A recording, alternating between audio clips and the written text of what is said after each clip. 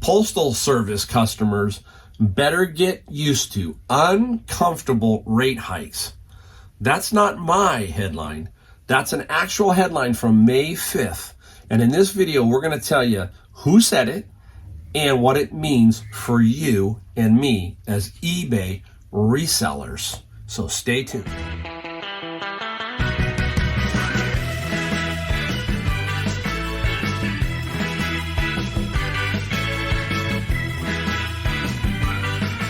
Hey everybody, Mike the Golden State Picker in the garage today, and today we're going to talk about the United States Postal Service and how you are going to have to be on your toes this next coming year. I mean, a year from today. I mean, you're going to have to keep your eye on what the United States Postal Service is doing, because they are going through some changes, and we've already saw some, and we'll talk a brief bit about that, but we've got to understand what they're doing every 6 months now, basically.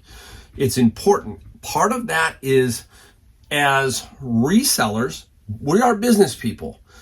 It is the business person's responsibility to understand what's going on in the future. We have to try to get a feel for that. We have to make adjustments in our models to make it work. And that means understanding pricing. And the United States Postal Service is in a world of hurt. It has been for a while. It never was that way with the Postal Service. They had a huge monopoly before all the internet and email and all of that stuff. The post office was making money. It made money and it was happy. It was a happy place. But now that all of this stuff has happened, it's sad to see the great organization that it was. It was Ben Franklin who was the first United States postmaster, right? The great Ben Franklin. And basically, when 2006 rolled around and they changed the rules and they said, hey, post office, we need you to fund your pension and your health care for your workers. It was like out for like a 75-year, they wanted a period type thing, and they had to put so much money away in 10 years. And all of a sudden they had to start putting this funding it further out, even for employees who hadn't hired yet, kind of estimating. And once that started to happen, they started to lose money. People don't realize in 2000, here's some numbers about the post office. 2003 to 2006, it actually made $9.3 billion profit.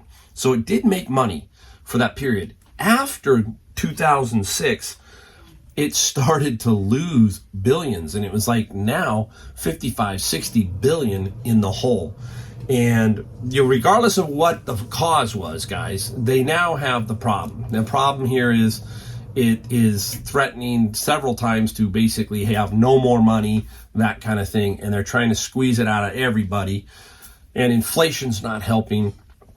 And we, as business people, have to keep up on that. So if you remember I'm going to go over the first part of my Postal Service kind of thing. Remember when we discussed the tubes? Remember the tubes? This was a tube. This is a tube, right? We're going to ship something in a tube. This is a horrible taping job. But hey, anyhow, that is a tube. Anything over 30 inches, they were putting a $15 surcharge on. They're basically signaling they want out of that business, okay? So that was a major change, right? And we had to make an adjustment with that. And remember, we talked about that prior. There was me, there was Don, the auction professor. There were some people who were, hey, you know what? Guess what? Look out here. This is coming April, I think it was 3rd. And we put videos out to try to help people. And a lot of people got trapped. And what happened was they had a lot of their settings set for priority mail as their primary shipper of, let's say, let's just use golf clubs for an example, because that was the easiest way. It was cheap. It was about $12 to $14, no matter which way you looked at it, sometimes less, but never really much more. And they got burned because the customer, they didn't know. The customer went in and said, I want this. It's going to go priority mail. And the seller goes, okay, let me put that in. And they notice, what? $27? How'd it go from 12 to 27? Because the post office added the $15 surcharge, right? But if you were patient and you knew what was going on, you just kind of had to wait to figure it out. And I'm going to show you basically How I'm approaching it and what I do here now is it's not changed. It's actually a little bit better, I believe. And I'm going to show you one of these tubes that I'm shipping. And I'm shipping it interstate, so it's going in my state, into California. And I'm going to put it up here to give you an idea what it is. If you take a look, this particular item weighs 1 pound, 10 ounces, 6 by 6 by 38. And the price on USPS priority mail would be $22.78 from San Jose to, I believe this is Elk Grove. This is Sacramento. But if you drag down to the bottom, I've highlighted the bottom, you'll see UPS ground, $7.89. So there's your solution. Your solution is it's UPS. But you've got to set that button to 1 to 5 business days so you can then choose what way you want to ship it. And it's always going to be UPS ground, but you don't want to fix yourself into UPS ground also, because what happens if they change it? Then you have a problem there too. So that's why I use the 1 to 5 business day. Click that button. That enables you then to check whatever one you want to use the cheapest way. So that was one issue. Now, the new issue is they just released this May 5th. Today, I think it's May 9th. I think it's May 9th. I lose track. But here, I'm going to tell you, I'm going to read it to you, okay? Louis DeJoy is the new Postmaster General. No matter what, a lot of people are going to hate this guy or whoever, so don't hate the guy just because of this. Somebody's trying to fix this mess, all right? Now, DeJoy says, Postal Service customers better get used to uncomfortable rate hikes. That's a headline. That's a headline that we as eBay resellers or sellers have to pay attention to. What are they going to do? Now, most of my items, I would say I ship a lot of media mail and I do ship first class, but my bigger items, nothing goes with the post office. Anything that's got any kind of size, I just don't ship with them. It's either UPS or FedEx. So I don't worry about that. But here's the thing. If you're primarily, let's say, selling DVDs, CDs, record albums, whatever, okay, this is where it can affect you if you're not kind of watching it and trying to figure out what these guys are doing.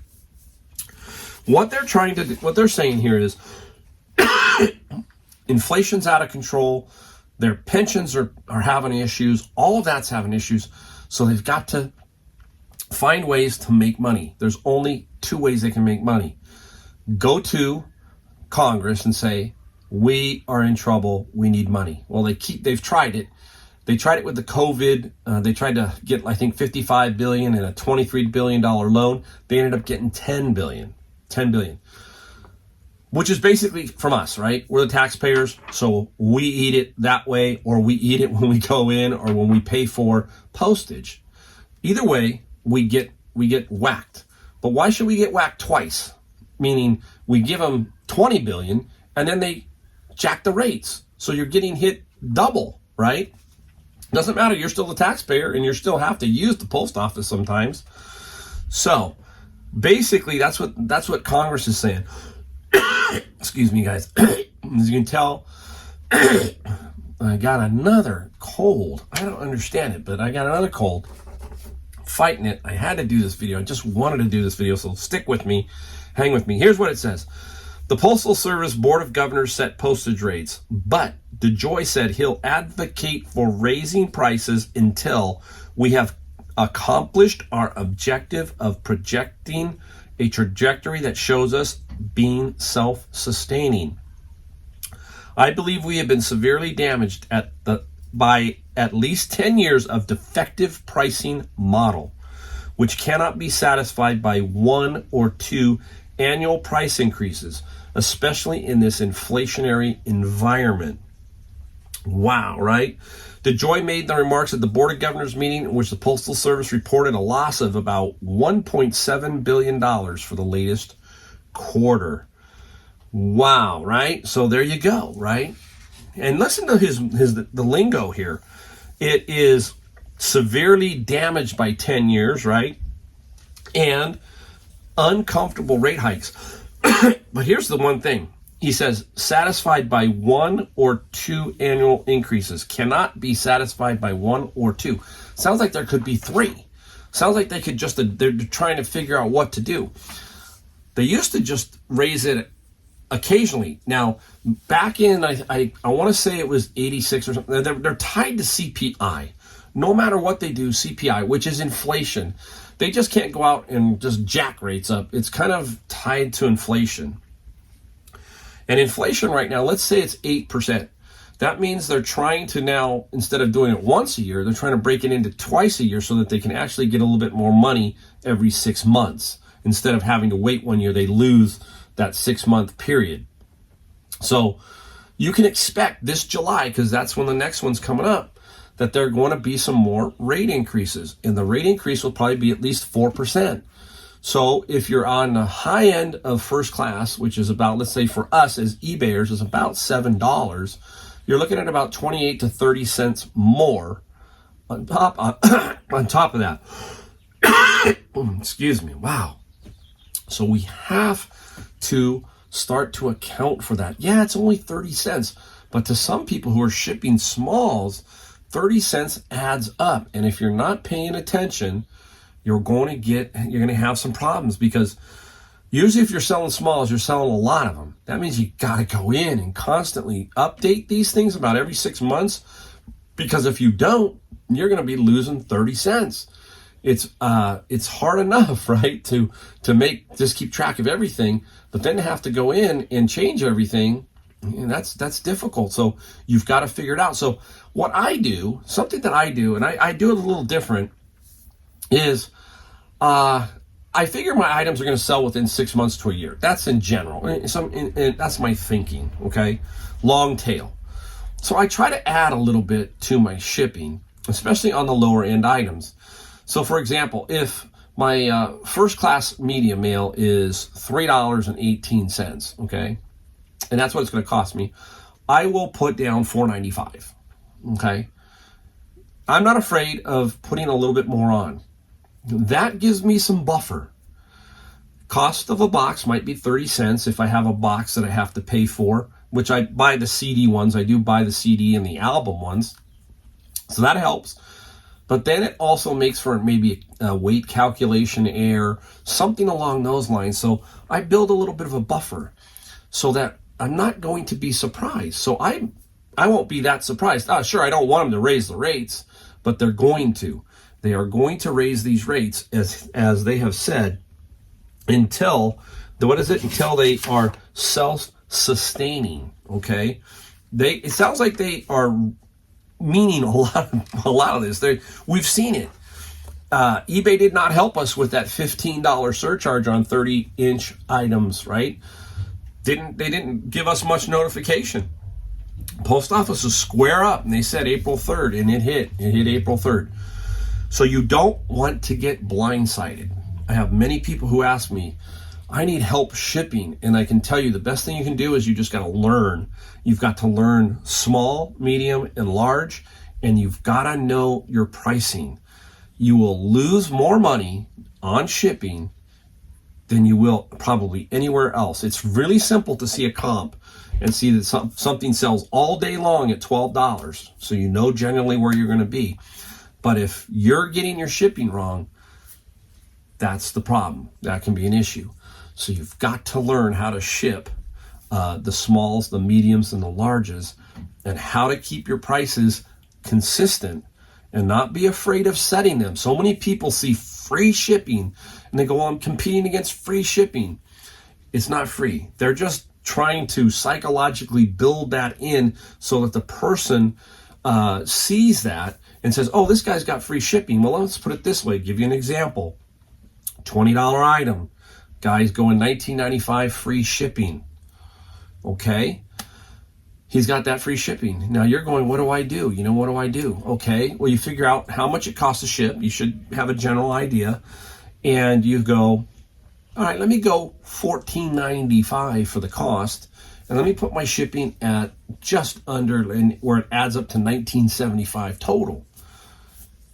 Now you got $14.95. It's a little bit lower number. They figure it out. People are going to figure it out, and you'll be okay. That free shipping can bite you down the road too. So there's some things there that you got to be careful with free shipping. Also, people don't realize with free shipping that basically some states do not charge sales tax on the shipping. They will not allow eBay to do that.